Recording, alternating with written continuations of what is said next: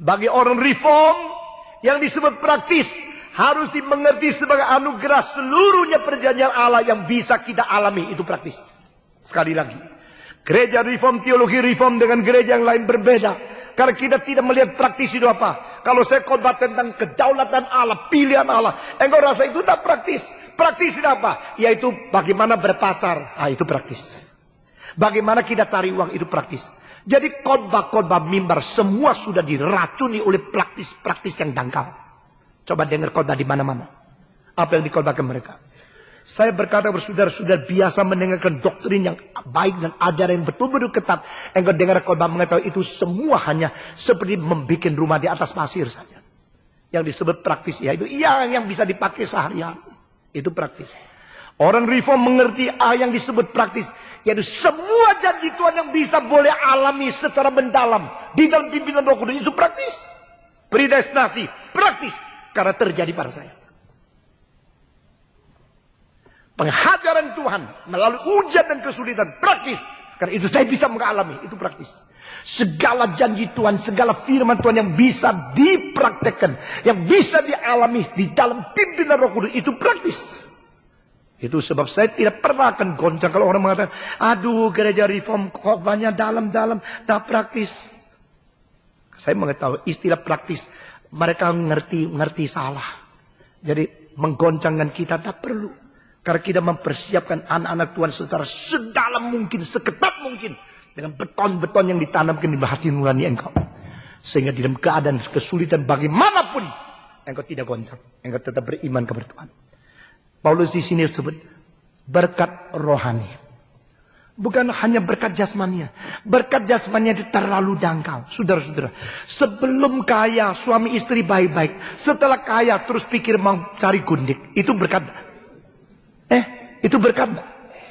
Nah tentu kalau kaya itu berkat. Mungkin kekayaanmu dari bohong. Kekayaanmu daripada tamak. Kekayaanmu daripada licik. Daripada segala tipu muslihat.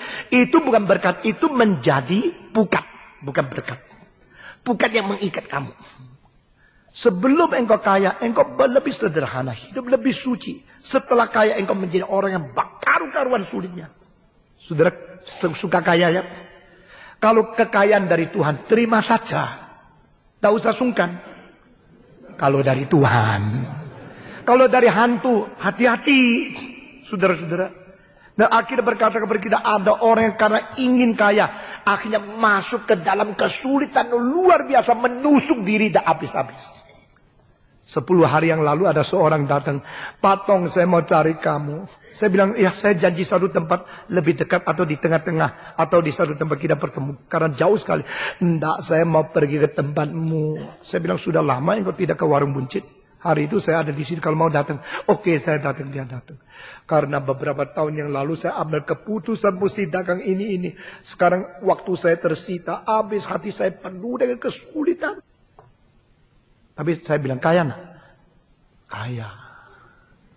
Kaya uang sama kaya pusing. Kaya uang sama kaya utang. Segalanya kaya. Tak tentu itu berkat. Kadang-kadang yang disebut berkat, tak tentu berkat. Kadang-kadang disebut rugi, tak tentu rugi. Kadang-kadang disebut bahaya, bahagia.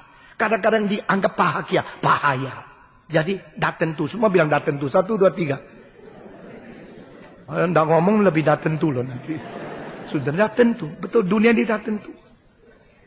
Saudara-saudara.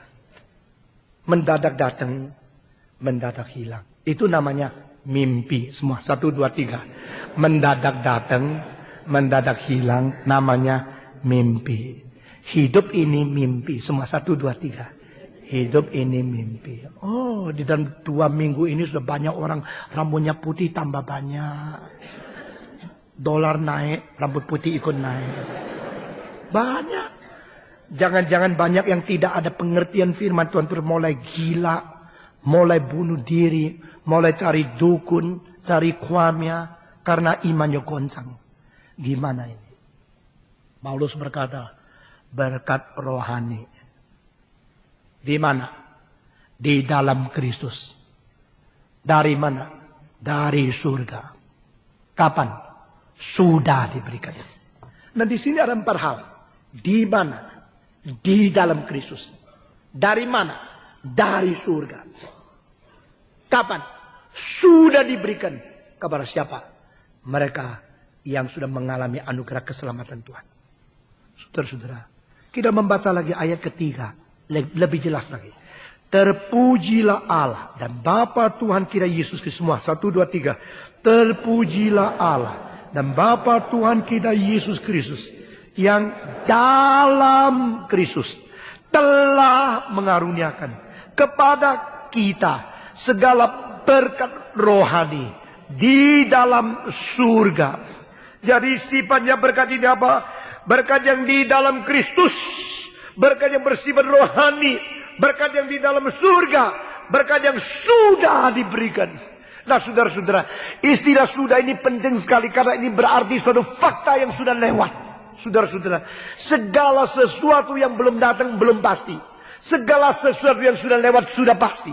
Nah ini merupakan suatu pengenalan yang pengetahuan yang begitu umum, yang begitu biasa. Tapi justru kita terjerat di dalam hal kita tidak mau mengakui akan hal-hal yang paling biasa. Nah ini merupakan suatu pengenalan yang pengetahuan yang begitu umum, yang begitu biasa. Tapi justru kita terjerat di dalam hal kita tidak mau mengakui akan hal-hal yang paling biasa. Sekali lagi.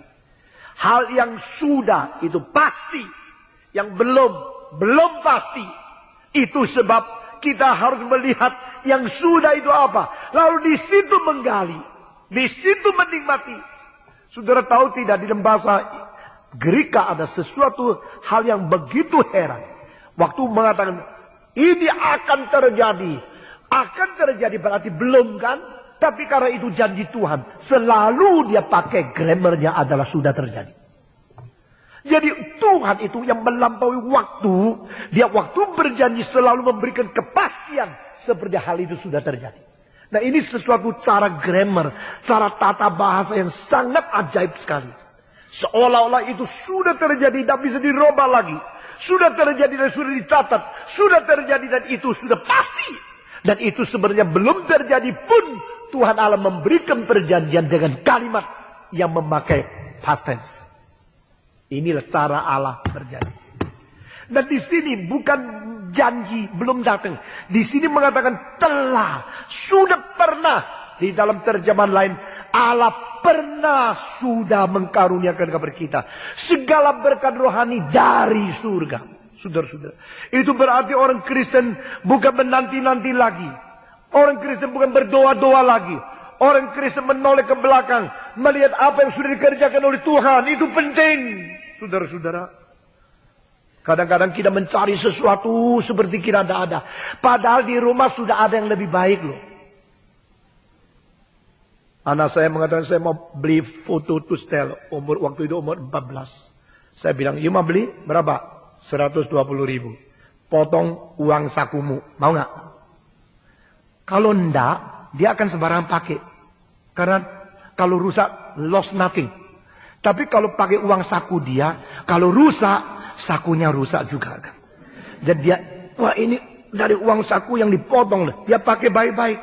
Saudara-saudara. Demikian juga. Kalau anak sekolah, suruh dia kerja dulu. Suruh dia sambil kerja sambil sekolah. Jadi dia tahu sekolahnya susah. Kalau dikasih semua uang sekolah. Dia bilang, saya sekolah untuk papa kok. Sama sekali berbeda. Nah saudara, mau beli? Boleh. Sekarang saya pinjamkan, lalu potong. Setiap kali waktu potong uang saku, dia sadar. Ini bayar loh. Ini uangku dan sendiri loh. Ini tak boleh main-main loh. Saudara, dia suka apa? Suka foto yang paling gampang. Sudah ada ini, ada itu gampang. Itu namanya foto idiot. Kameranya orang goblok. Nah saudara-saudara. Ini wah paling lengkap, langsung jadi. Waduh itu paling mutakhir. Bukan paling mutakhir, paling goblok. Saya bilang saya kasih yang ini. Ini bagus, tapi you mesti ukur sendiri. Cahaya berapa, apertur berapa. Ya. Bapak itu kuno, Papa punya orang kuno. Papa orang kuno pakai orang kuno punya. Bahasa saya modern, coret. Semua foto yang paling gampang, jadinya semua sama. Semua foto sama, siapa yang bikin juga sama. Karena no art, only science. Science is not art, art is not science. Art cannot be repeated. Science can be repeated. Art must be planned with intelligence. Saudara, seni memerlukan semacam